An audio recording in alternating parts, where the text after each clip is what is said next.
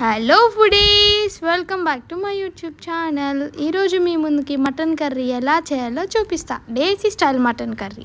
ముందుగా మటన్ని వాష్ చేసుకొని ఒక డిష్లో వేసుకోండి. 1 టేబుల్ స్పూన్ అల్లం వెల్లుల్లి పేస్ట్, 1 టేబుల్ స్పూన్ పసుపు, 2 టేబుల్ స్పూన్ల ఆయిల్ వేసుకోండి. 1 table spoon salt, 2 table spoon కారం వేసుకొని చక్కగా కలుపుకోండి.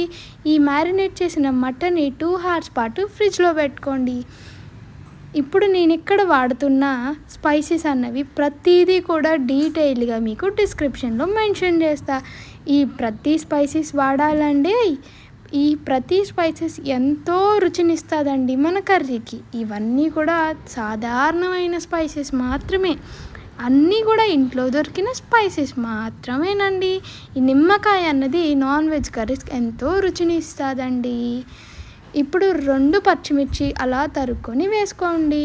2 ఉల్లిపాయల తరుగులు, కొద్దిగా కరివేపాకు వేసుకొని చక్కగా కలుపుకోవండి. కలుపుకున్న దాంట్లో 1 టమాటో ప్యూరీని వేసుకోండి. ఇప్పుడు కుక్కర్ తీసుకొని స్టవ్ మీద పెట్టి 6 విజిల్స్ పాటు వేయండి. ఇందులో వాటర్ వేయడం మర్చిపోకండి మేడం గారు. వాటర్ వేసుకొని 6 విజిల్స్ తర్వాత కొద్దిగా స్టవ్ ఆఫ్ చేసి ఉడికించుకోండి. ఇప్పుడు మన దేశీ స్టైల్ మటన్ కర్రీ రెడీ.